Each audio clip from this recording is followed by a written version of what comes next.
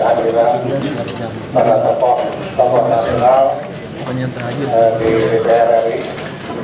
Sesuai dengan permintaan kami hadir 5 pimpinan lengkap. Nah, permintaan dari Pak Hakim katanya kalau bisa semua pimpinan hadir. Nah, ini 5 yang hadir. Tidak ada seorang pun yang tidak hadir. Dan juga beberapa pimpinan dari beberapa fraksi. Terima kasih atas kehadirannya. Maka Bapak ini mengucapkan syukur rahman rahim kita buka secara resmi. Untuk mempercepat waktu, kami persilakan saja kepada pimpinan rombongan untuk menyampaikan hal-hal yang dianggap penting kepada kami DPR. Mudah-mudahan dengan lengkapnya dalam pimpinan ini komunikasi ini bisa berjalan dengan baik dan akan memberikan manfaat kita semua. Silakan pada.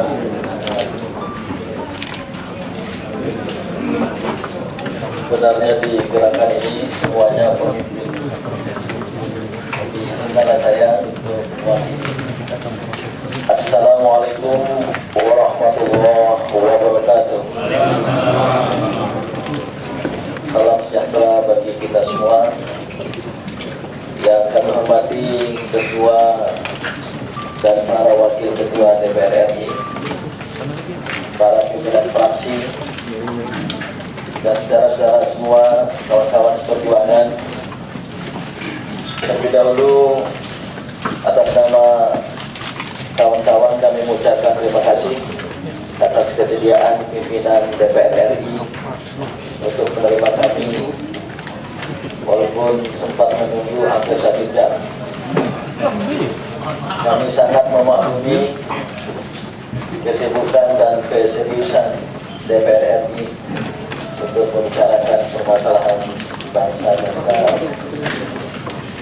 Kami datang atas nama Gerakan Menegakkan Kedaulatan Negara untuk menyampaikan pendirian gerakan ini dan sekaligus juga menyampaikan pernyataan pikiran Gerakan Menegakkan Kedaulatan Negara tentang masalah minyak dan gas. Bapak-bapak, ibu-ibu dan saudara-saudara, Gerakan Menegakkan Kedaulatan Negara ini didukung oleh semua elemen, para eksponen, tokoh dan aktivis yang bersifat lintas, baik lintas agama, banyak sekali tokoh-tokoh dari berbagai agama, lintas profesi juga demikian, lintas suku, bahkan juga lintas afiliasi politik. Oleh karena itu mungkin ada figur-figur dari lembaga tinggi negara, tapi dalam kapasitas pribadi yang telah bersepakat kemarin di Gedung Pusat Dakwah Muhammadiyah mendeklarasikan pendirian Gerakan Menegakkan Kedaulatan Negara. Untuk itulah saya meminta salah seorang dari aktivis muda di antara kami untuk membacakan deklarasi tersebut, dan juga nanti ada pernyataan pikiran dari Gerakan Menegakkan Kedaulatan Negara tentang ada sebagai epilog terhadap keputusan Mahkamah Konstitusi tentang Undang-Undang Migas. Kepada Saudara Ton Abdillah, aktivis muda, saya pikir tidak perlu saya perkenalkan satu persatu karena semuanya sudah sangat terkenal ya. Tapi perlu kami sampaikan permohonan maaf dan salam kepada pimpinan DPR RI dari beberapa deklarator yang berhalangan hadir. Sesungguhnya mereka sudah berniat hadir, tapi ada halangan, antara lain Bapak Edi Hashim Muzadi, Bapak Wiranto, Bapak Fahmi Idris, Ibu Rahmawati Soekarno Putri, Bapak Amidan, kemudian beberapa yang lain tidak perlu menyebut satu persatu.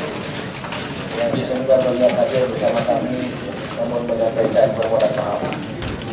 Izinkanlah wakil dari delegasi untuk membacakan deklarasi pendirian gerakan menegakkan kedaulatan negara, nanti dilanjutkan dengan pernyataan pikiran, dan kami mohon izin 1-2 dari kami untuk menyampaikan pikiran-pikirannya secara singkat. Terima kasih. Assalamualaikum warahmatullahi wabarakatuh. Deklarasi gerakan menegakkan kedaulatan negara, bahwa kemerdekaan Indonesia adalah hasil perjuangan panjang para pendiri bangsa. Sebagaimana ditegaskan dalam pembukaan Undang-Undang Dasar 1945, tujuan kemerdekaan adalah mewujudkan negara Indonesia yang merdeka, bersatu, berdaulat, adil, dan makmur.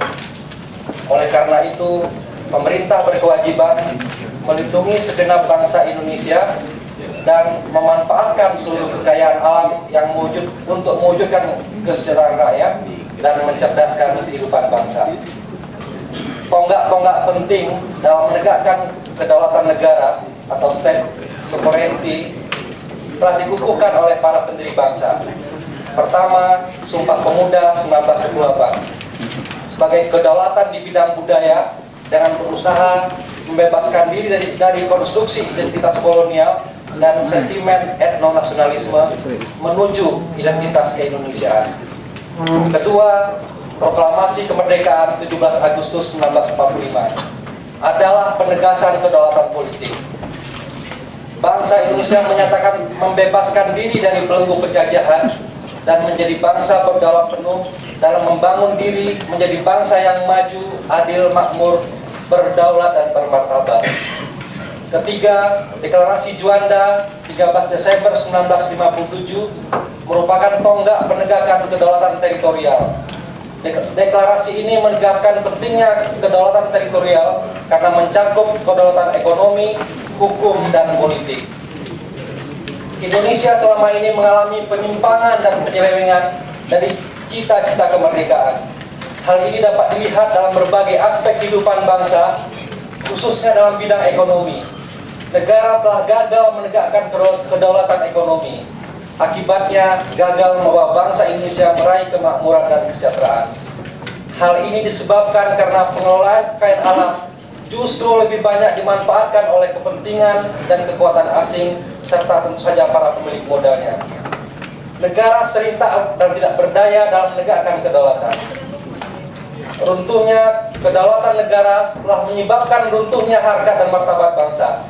Karena itulah kami menyatakan dirinya gerakan menegakkan kedaulatan negara sebagai gerakan moral untuk menegakkan harkat, martabat, dan kedaulatan bangsa dan negara. Kami, seluruh elemen bangsa yang tergabung dalam gerakan ini, akan berusaha secara aktif dan konstruktif untuk menegakkan kedaulatan negara. Jakarta, 7 Januari 2013. Yang bertanda tangan Bin Samsudin, Kiai Haji Hashim Muzadi, Haji Wiranto, Fahmi Idris, Rahmawati Soekarno Putri, Laode Ida, AM Fatwa, Haji Amidan, Riza Ramli, Iqbal Sulam, Pendeta Gomar Gultom, Beni Susetio, Philip Kawijaya, Hadi Mulyo, Marwah Daud Ibrahim, Adi Sasono, Fuad Bawazir, Kurtubi, Iksanuddin Nursi, Henry Safarini, Yudi Latif, Clara Juwono, Marwan Batubara, Adi M. Masardi, Rai Rangkuti, Hatta Taliwang, Muhammad Sobari, Egi Sujana, Ali Mukhtar Ngabalin, Bius Sungkarisma, Ton Abdillah, Dahroni Agung, Ali Sutrisno, Ihadul Mubarak, Supradi Narno, Ketut Nata, Perlindungan Simarmata, Akbar, Herman Khairuddin, Inggar Saputra, Supriya Wijaya, Harja Dinata, Cokro Wibowo. Terima kasih. Assalamualaikum warahmatullahi wabarakatuh.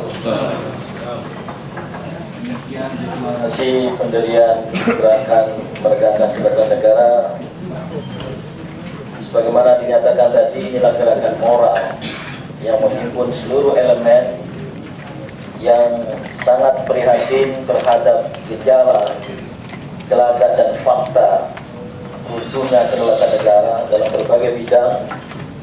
Khususnya kami fokuskan sementara ini dalam bidang ekonomi, yaitu dengan tidak diterapkannya sistem demokrasi ekonomi sebagaimana amanat konstitusi. Dan oleh karena itu kami menilai telah terjadi distorsi, deviasi dari cita-cita nasional yang telah diletakkan oleh Founding Fathers, yaitu adanya Indonesia yang maju, adil, makmur, berdaulat dan bermartabat. Kalau selama ini sudah ada kedaulatan, gerakan kedaulatan budaya, kedaulatan politik, kemudian kedaulatan teritorial sebagai tonggak-tonggak penegakan kedaulatan, maka kami ingin mengajak semua pihak untuk menegakkan dignity sovereignty, yaitu kedaulatan yang menyangkut harkat dan martabat bangsa dan negara. Ini merefleksikan trisakti salah seorang pendiri bangsa, Bung Karno, agar Indonesia mandiri dalam bidang politik, berdikari dalam bidang ekonomi, dan berkepribadian dalam bidang budaya. Saya kira saatnya lah untuk kita berjuang bersama-sama.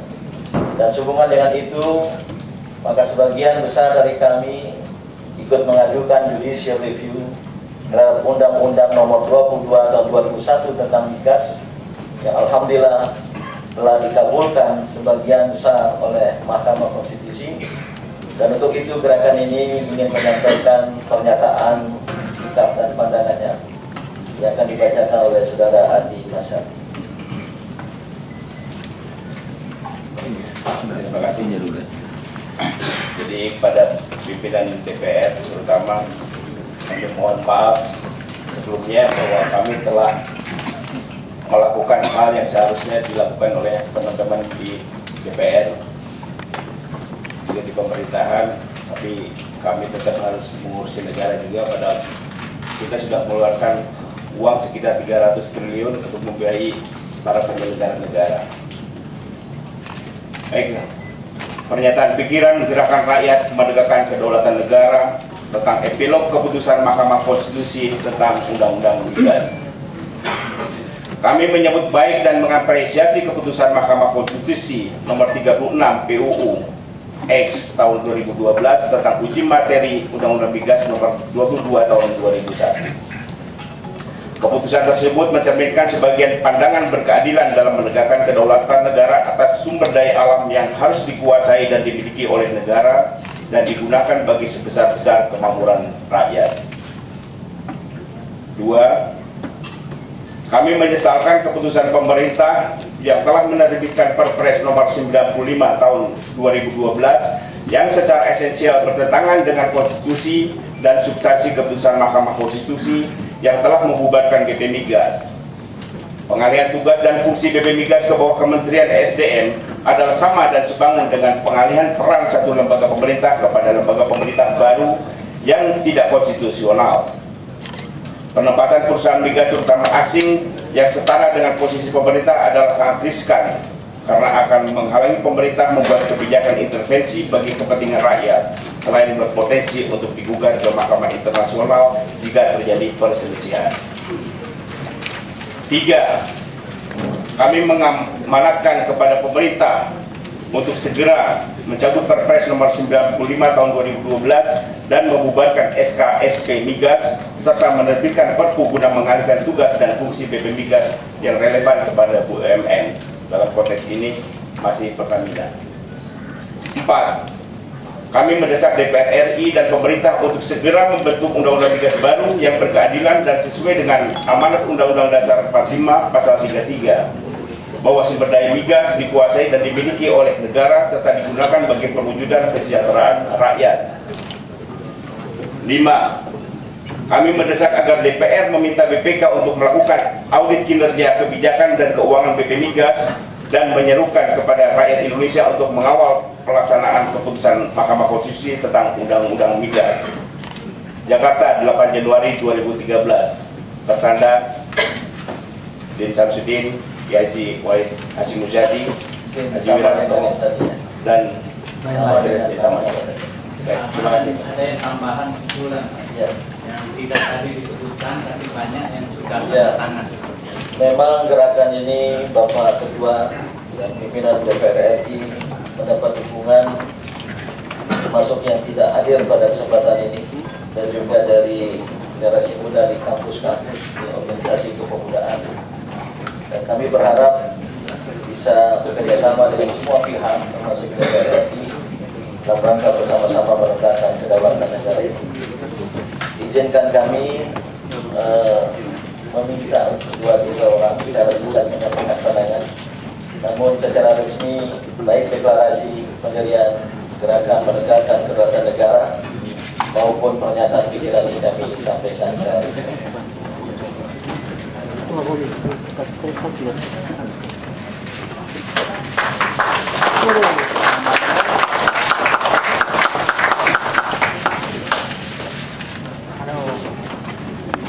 Izinkan secara singkat wakil dari kami menyampaikan tingkat secara langsung. Pertama, Dr. Riza Ramli. Terima kasih kepada Bapak Pimpinan DPR, kawan-kawan DPR. Barangkali ada hal yang kami ingin garis bawahi. Selama ini cukup banyak yang berpikir di kalangan elit Indonesia bahwa kesejahteraan itu bisa dicapai tanpa kedaulatan. Tidak ada negara di dunia yang betul-betul mampu meningkatkan kesejahteraan rakyatnya tanpa kedaulatan, baik politik maupun ekonomi. Negara yang menyerahkan secara langsung maupun tidak langsung kedaulatan di dalam kebijakan ekonomi biasanya hanya jadi pasar, jadi sumber daya alam bagi negara-negara maju. Jadi penting sekali untuk mengingat upaya untuk memperjuangkan kesejahteraan terkait dan ada kaitannya sangat strategis dengan soal kedaulatan. Yang kedua, kalau kita baca Undang-Undang Dasar 45, kita baca Pancasila, itu indah-indah sekali. Pertanyaannya, kenapa yang indah-indah itu Undang-Undang Dasar 45, Pancasila tidak dirasakan oleh rakyat dan bangsa kita? Hal itu bisa terjadi karena ada missing link atau ada rantai yang hilang antara cita-cita yang indah itu dan policy dan undang-undang pelaksanaannya. Missing, terutama setelah reformasi, karena ada 20 undang-undang yang dipesan, yang dibiayai oleh lembaga-lembaga asing. Sudah pasti undang-undang ini bukan sepenuhnya untuk kepentingan bangsa dan rakyat kita. Salah satu diantaranya, contohnya adalah Undang-Undang Migas yang dibiayai oleh USAID. Begitu sukses digolkan di DPR, Kedutaan Besar Amerika membuat laporan dengan bangga melaporkan ke Washington berhasil menggolkan Undang-Undang Migas yang menjamin kepentingan strategik Amerika di dalam migas itu bisa terlindungi. Dan ini dibenarkan oleh pernyataan kedubes Amerika bahwa memang mereka membiayai Undang-Undang Migas dimulai pada waktu Pak Kuntoro sebagai Menteri Pertambangan. Nah, jadi kenapa undang-undang yang indah itu, yang teman-teman di MPR, DPR, 4 pilar bolak-balik diomongin 4 pilar, tetapi 4 pilar itu tidak akan pernah jadi kenyataan kalau ada 20 undang-undang yang sebetulnya dipesan dan dibayari oleh orang asing, sehingga rakyat tidak mendapatkan manfaat yang optimal. Ya, saya berikan contoh saja dari 20 undang-undang itu. Satu, Undang-Undang Migas yang dibiayai oleh USAID. Yang kedua, Undang-Undang Privatisasi Air yang mengharapkan agar air itu harus dikomersialkan, bahwa petani juga harus bayar air pada akhirnya. Itu dibiayai dengan pinjaman dari Bank Dunia senilai 400 juta dolar. Kemudian ada Undang-Undang Privatisasi BUMN, dibiayai dengan 300 juta dolar pinjaman dengan ADB yang memungkinkan privatisasi untuk BUMN yang bagus-bagus. Kalau yang jelek, ya kan, yang ini nggak apa-apa, ini jangan malah dijual yang bagus. Buat apa dijual yang bagus kalau memang bagus? Kemudian undang-undang investasi yang dibiayai oleh Bank Dunia dan draftnya diterjemahkan ke dalam bahasa Indonesia. Nah, dalam hal-hal seperti ini, kami minta kepada teman-teman DPR untuk mengambil keputusan yang strategik dan penting untuk melakukan review terhadap 20 undang-undang ini dan membatalkannya sekaligus, tidak satu-satu. Yang kedua, untuk masa yang akan datang, jangan lagi sampai ada undang-undang yang dipesan oleh orang asing. Karena biasanya undang-undang yang dipesan oleh orang asing memasukkan kebijakan ekonomi neoliberal, dan kebijakan ekonomi neoliberal itu adalah pintu masuk untuk neokolonialisme. Apa yang dulu dikhawatirkan Bung Karno, Bung Hatta, Indonesia bisa merdeka secara fisik, nanti akan kembali lagi kekuatan asing itu dalam bentuk kebijakan dan undang-undang dalam ekonomi tanpa kehadiran pasukan dan berbagai alasan. Sudah terjadi sekarang. Nah, jadi kami minta pimpinan DPR, Indonesia cukup mampu kok untuk membiayai undang-undangnya sendiri. Kenapa harus dibiayai oleh orang asing dan lembaga asing? Yang kedua, biasanya masuknya lewat pintu belakang. Pak Fuad ini tahu persis mana keuangan.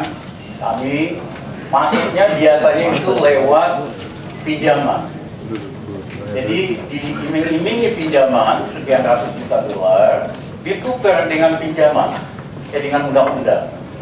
Nah, sebetulnya ini adalah kita dibeli, dikendalikan oleh orang asing.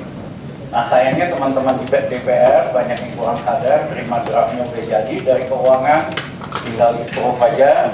Ya, nah menurut kami ini kesempatan historis buat DPR yang sekarang sebelum masa waktunya berakhir untuk membatalkan undang-undang ini. Ya, dan menurut saya ini langkah yang betul-betul ditunggu oleh rakyat dan bangsa kita.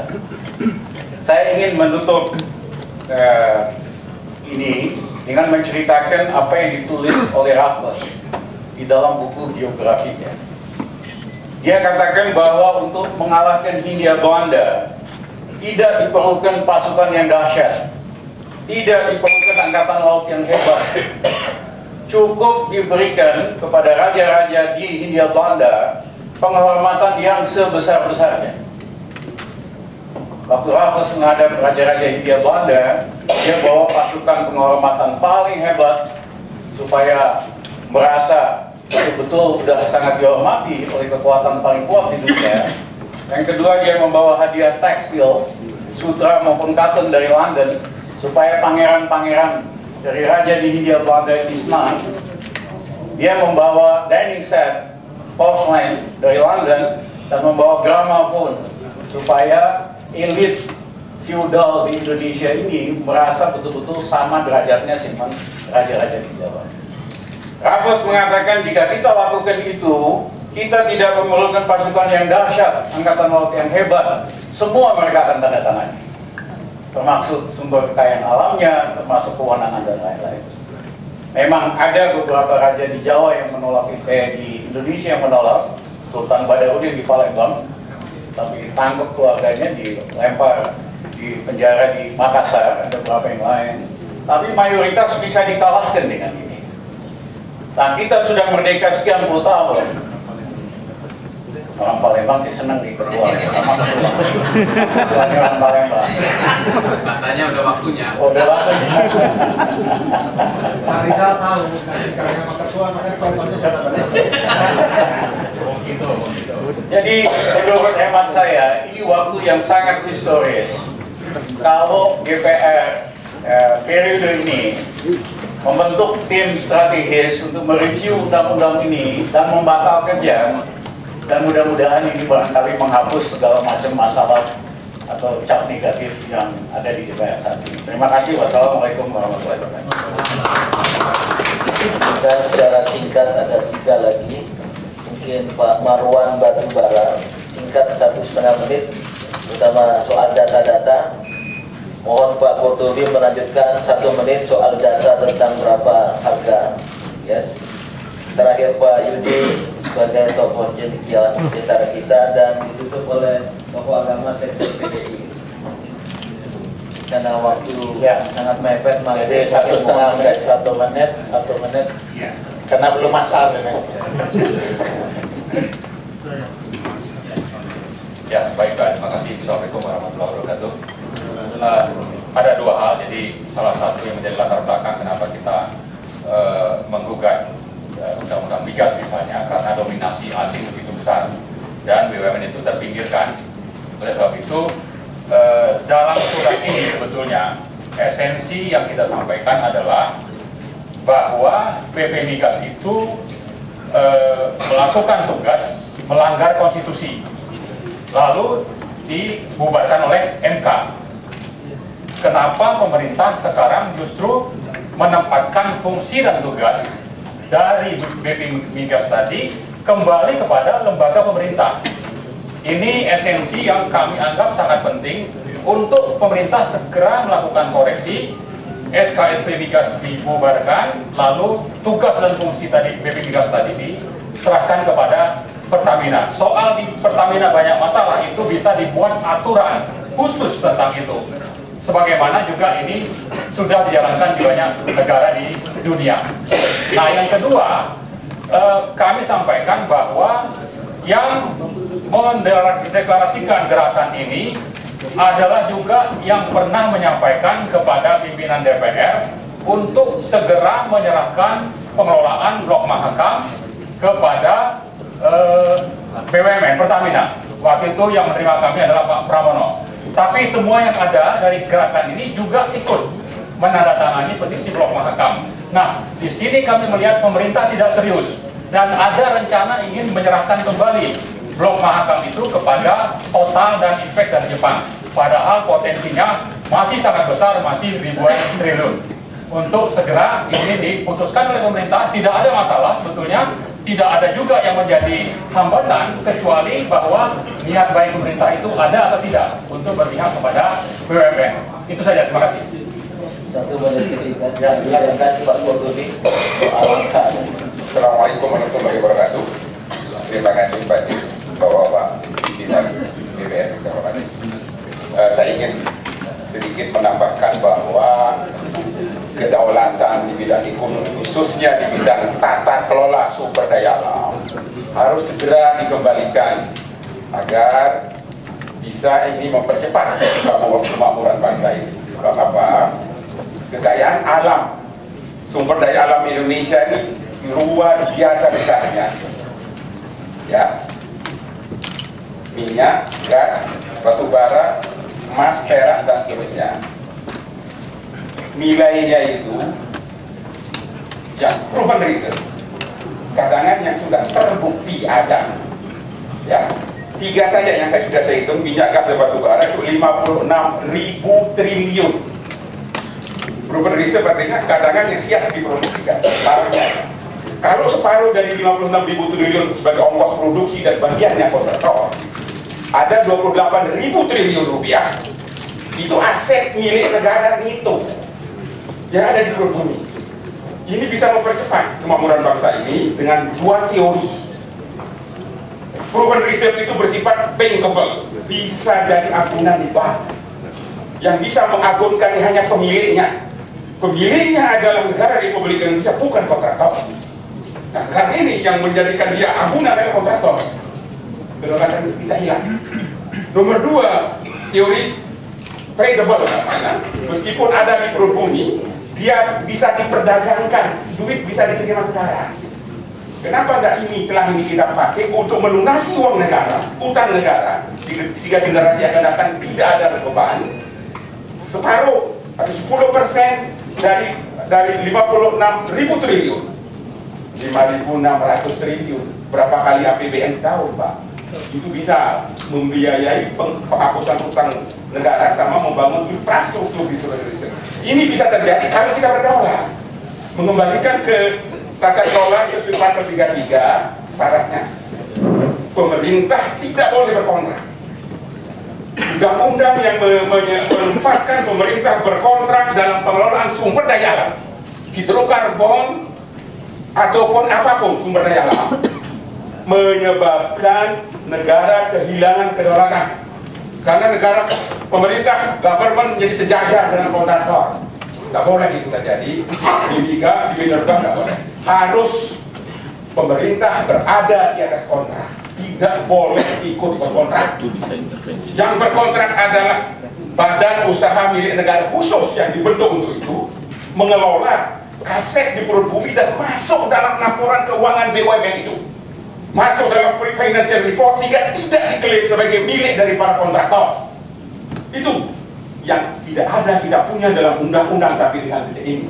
Maka mohon bapak-bapak pimpinan DPR dan bapak-bapak anggota DPR yang lain untuk segera merubah undang-undang migas, undang-undang pengelolaan sumber daya alam ini, di mana dinyatakan secara tegas bahwa ke semua sumber daya alam ini, minyak dan gas, milik negara, tidak hanya sekedar dikuasai, milik negara, dikelola oleh badan usaha khusus, lalu masuk dalam laporan keuangan, bisa dimonetasi nanti.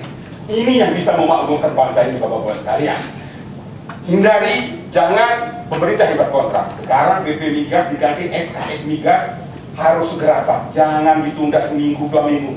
Bahaya. Kalau perusahaan minyak asing sekarang mengesu SKS Migas, maka seluruh aset negara di luar negeri terekspos untuk bisa disita oleh lawan perkaranya. Karena ini adalah pemerintah. Harus segera pakai perpu bila perlu, bubarkan, ganti SK Migas ini pakai perpu. Untuk sementara serahkan ke Pertamina, nanti DPR membentuk undang-undang baru, di mana Pertamina baru ke depan harus dibentuk berdasarkan undang-undang, bukan Pertamina sekarang. Pertamina sekarang dibentuk atas dasar akte notaris, bisa dijual oleh pemerintah yang berkuasa. Pertamina sekarang, Pertamina yang kita serahkan ini sebagai pengelola sumber daya alam dan bisa memonetasi, dimasukkan ke dalam financial report apa itu perubahan itu.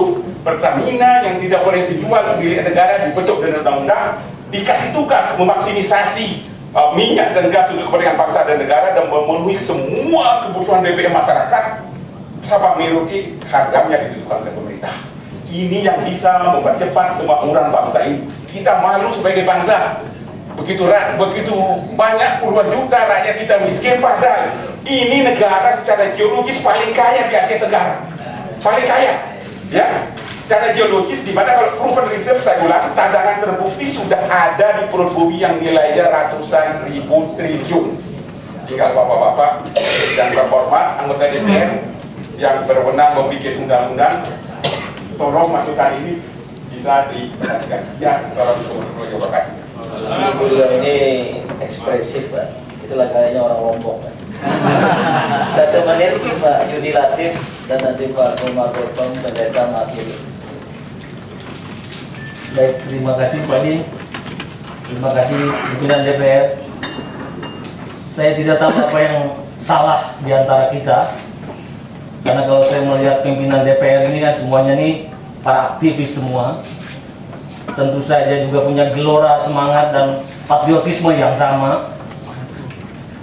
Tetapi barangkali kita perlu sedikit merenungkan ulang jejak-jejak para pendiri bangsa, bahwa berkali-kali mereka mengatakan bahwa negara ini tidak mungkin akan mencapai kehormatan selama dipimpin oleh kehinaan. Dan para pendiri bangsa sudah menunjukkan bahwa seperti banyak dinilai orang, Indonesia adalah satu-satunya negara di Asia Tenggara yang dengan kebesaran kehormatan para pemimpinnya itu mampu membebaskan diri dari bayang-bayang ideologi-ideologi yang lain, mampu otosentritas menegakkan daulat kemerdekaan atas dasar prinsip-prinsip ideologinya sendiri. Nah, oleh karena itu saya kira masalah kehilangan terbesar bangsa ini kan bukan masalah bagaimana nilai tukar uang kita jatuh atau bagaimana kemudian barang-barang tambang yang mulai habis, tapi kehilangan terbesar kita adalah pada kebesaran jiwa pemimpin. Yang kata Bung Hatta bahwa negara Indonesia itu luas wilayahnya, banyak penduduknya, maka oleh karena itu pemimpinnya itu harus seluas dan selebar itu untuk melindungi kepentingan nasionalnya itu. Nah, saya kira politik memang mungkin selalu bergerak atas dasar kepentingan. Tetapi masalah kita, bagaimana kepentingan itu kita letakkan di dalam satu kerangka national interest, itu yang hilang. Bagaimana meletakkan kepentingan partai masing-masing itu dalam kerangka common values, common interest, national interest. Nah, selama ini kita tidak melihat bahwa seolah-olah partai-partai politik dan politisi bekerja menurut kepentingan sendiri-sendiri, tercerabut daripada collective values, collective interest. Yang itu sebenarnya misi dari politik kan bekerja atas dasar kepentingan bangsa secara keseluruhan, saya kira. Nah, kalau politik hanya bekerja untuk kepentingan sendiri-sendiri bukan pada collective interest, yang muncul adalah akrobat-akrobat politik yang kita saksikan hari-hari ini. Betapa banyak hari-hari ini dagelan-dagelan politik ditunjukkan pada elit-elit politik yang membuat orang semakin benci pada politik. Keteladanan tidak ada. Mestinya para elit politik menunjukkan taat hukum, melindungi rakyat. Ini kemudian hukum dijungkir balik karena untuk alasan-alasan pencitraan dan lain-lain. Sementara mungkin malam-malam harinya menjual apa yang kita miliki bagi kepentingan-kepentingan asing dan lain-lain. Saya kira ini mungkin sarana refleksi diri lah. Dengan gerakan menegakkan daulat rakyat ini sarana kita. Inilah saatnya kita melanjutkan apa yang disebut Bung Karno setelah melewati jembatan emas kemerdekaan, kita tuntaskan tujuan revolusi kemerdekaan itu dengan mencapai masyarakat adil dan makmur. Dan tuan-tuan dan puan yang terhormat, itulah wakil rakyat terhormat yang bisa merasakan ide-ide ini. Saya kira. Terima kasih. Terakhir Pak Ketua, waktu dari Ada Lawan.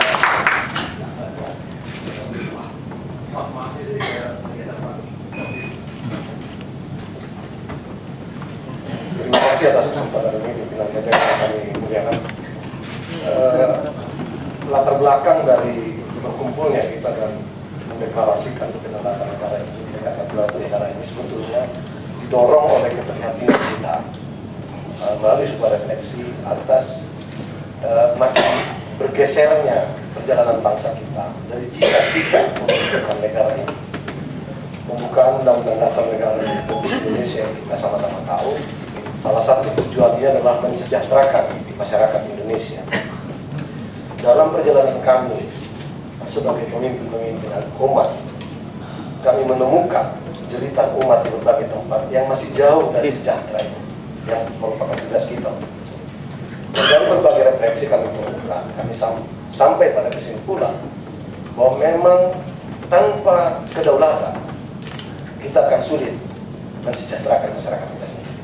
Oleh karena itulah kami dari berbagai lintas agama, lintas disiplin ilmu dan sebagainya mendeklarasikan betapa perlunya kita menegakkan kembali kedaulatan negara kita, terutama di bidang ekonomi sekarang ini. Kehadiran kami hari ini mengimbau pada mengambil peran dalam kerangka ini. Terima kasih. Nanti untuk kami sekalian PDI wakil Bapak Agama. Baiklah Bapak Ketua, dan kami serahkan sepenuhnya mendengar aspirasi dari. Baik, terima kasih atas pernyataan-pernyataan yang telah disampaikan oleh yang mewakili gerakan menegakkan kedaulatan negara. Perlu kami sampaikan, kami yakin kami berlima di sini dan juga teman-teman dari fraksi punya pemikiran yang sama bahwa bangsa ini harus bermartabat, bahwa bangsa ini harus berdaulat. Itu kita sepakat. Ada mekanisme di dalam kita merevisi, menyempurnakan atau memperbaiki undang-undang. Memang itu bagian daripada kewenangan DPR yang membahasnya, mengesahkannya bersama pemerintah. Tentu tidak semua dari kami bisa menangkap semuanya dengan baik tanpa ada penyampaian aspirasi itu dalam bentuk tulisan. Artinya silahkan kalau memang 20 undang-undang tadi yang dirasakan, karena saya yakin tidak ada satu undang-undang itu yang diselesaikan di periode kami. Yang mayoritas adalah periode-periode yang lalu. Dan kita berusaha pada periode-periode saat ini merevisi banyak undang-undang. Dan juga banyak undang-undang yang jelas-jelas sangat pro dengan rakyat. Terakhir ini kita sedang menyiapkan undang-undang perlindungan dan pemberdayaan petani. Bagaimana 35 juta petani di Indonesia ini bisa kita lindungi dan kita bisa berdaya. Kalau itu bisa kita selesaikan, itu suatu produk yang luar biasa bagi perjalanan bangsa ini. Oleh karenanya, apa yang dirasakan oleh sahabat-sahabat tadi, sampaikan dengan lengkap bersama naskah akademiknya bila perlu. Untuk kita tidak lanjuti. DPR sangat terbuka. Kita sangat merespon keinginan-keinginan publik, apalagi tokoh-tokoh nasional. Tapi kami tidak bisa merespon apabila itu disampaikan dengan euforia yang tidak jelas maksudnya apa. Seperti banyak sekali undang-undang titipan asing, kami tidak mengerti apa yang menjadi titipan asing gitu kan. Dan selama ini katanya ada undang-undang ini, tetapi kalau sudah disiapkan dengan naskah akademiknya, maka itu bisa kami respon, itu kita tidak lanjuti. Kalau memang betul undang-undang itu tidak berpihak pada kepentingan bangsa dan negara, yakin DPR ini pasti menindaklanjuti. Ini orang-orang muda banyak di DPR, orang-orang yang masih berpikir tentang perjalanan masa depan bangsa ini. Kita ingin bangsa ini ke depan lebih baik. Makanya mungkin bapak-bapak sering mendengar, khususnya saya sering bersuara keras terhadap mafia minyak. Itu sudah sering disampaikan. Persoalan-persoalan tambang yang sekarang ini para kepala daerah dengan sangat leluasa menjual otonomi daerah, menjual tambang kepada orang-orang asing, sehingga orang asing memiliki tambang dan rakyat tidak mendapatkan apa-apa. Dan itu saya terus sampaikan. Dan itu begitu pemerintah pusat mau menarik kewenangannya di judicial review, kembali lagi kepada daerah. Karena bertentangan dengan undang-undang dasar otonomi daerah. Ini persoalannya kok persoalan konstitusi juga. Jadi ada keinginan kita untuk memperbaiki, tapi daerah sudah sangat berkuasa saat ini. Judicial review masalah pertambangan, sehingga kembali kewenangan itu kepada mereka. Mereka dengan senangnya menjual, itu fakta. Kita tidak bisa melakukan apa-apa. Ini yang harusnya ya disampaikan. Kami sangat terbuka, sangat terbuka. Kita semua ingin bangsa ini baik. Kami duduk di DPR ini, masuk DPR ini dengan satu cita-cita bahwa bangsa ini menuju ke arah yang lebih baik. Dan apalagi saya siap untuk berhenti demi satu cita-cita itu. Makanya saya sering bersuara sangat vokal, dianggap orang kontroversial, nggak ada masalah. Itu kewajiban kami untuk menyampaikan adanya. Jadi saya kira apa yang disampaikan Bapak-Bapak kami sangat merespon dan kami menunggu masukan-masukan dalam bentuk tertulis, bukan interaktif di media ya di Metro, di TV kan nggak bisa menangkap pesan itu. Tetapi kalau dalam bentuk tertulis, naskah akademik, insya Allah kita tidak lanjut. Insya Allah kita tidak. Sangat konkret ya, DPR ini konkret loh. Yang cerita di luar itu beberapa orang saja, yang korupsi itu beberapa orang saja. Tapi kami masih tetap konsisten, tetap amanah untuk jalankan tanggung jawab kami. Insya Allah. Ya. Saya kira demikian karena saya belum sholat asar. Ada ketua parlemen kayak begini ngomongnya. Saya sholat asar dulu. Kalau mau lanjut, cukup ya? Ya silakan.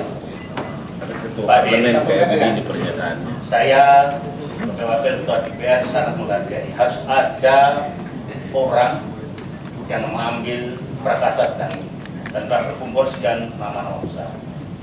Saya begitu dengan sampaikan ketua, kita akan betul-betul pertimbangkan harus Ada kata-kata kedaulatan, martabat bangsa, melawan nepotisme, dan seterusnya. Hanya satu yang saya ingin menjelaskan lebih lanjut terhadap butir pernyataan gerakan ini. Semua bagus kecuali satu yang saya kecewa. Ya, sadarkah para tokoh-tokoh ini ketika menganjurkan untuk kembali kepada Pertamina? Dan saya perlu penjelasan 1001 malam dulu. Dari saya siap berdiskusi panjang. Dulu kita tahu Pertamina bukan sentrum pundi-pundi yang justru reformasi kita ajukan kan untuk membaiki. Sadarkah Pak Din dan kawan-kawan ketika Pertamina dengan undang-undang. Yang lain-lainnya saya tutup mata beliau. Kalau Pertamina tergantung rejim pemerintahan. Apabila rejimnya benar, pemerintahnya benar, tiap hari direksinya kita bisa ganti kalau direksinya tidak beres. Jadi silakan, saya menunggu ini karena di sini yang teken adalah nama-nama besar. Saya menginginkan agar ini betul-betul mendapatkan respon yang positif dan saya termasuk merespon. Tiap hari kita ganti direksi Pertamina kalau dia tidak beres. Nanti pemerintahannya harus. Jadi memang Pertaminanya sendiri. Baik, saya kira sudah jelas. Tidak perlu masuk ke itu. Ya, silakan. BUMN khusus yang menangani. Tidak ada orang sebuah Pertamina. Komisi siapa bawa Pertamina ke situ? Namun agaknya ada kesalahpahaman. Karena selama ini kami dari masyarakat Madani, Ormas dan LSM ini berhusnuzon bahwa DPR sebagai lembaga negara tentu memiliki think tank. Di dalamnya partai-partai politik tentu memiliki think tank. Dan oleh karena itu semua aspirasi rakyat tentang itu sudah harus bisa dipahami tanpa harus menunggu konsep tertulis. Ada ungkapan dalam bahasa Arab, yakfi lil aqil al isyarah. Cukuplah bagi orang cerdas itu isyarat. Kami berharap DPR mampu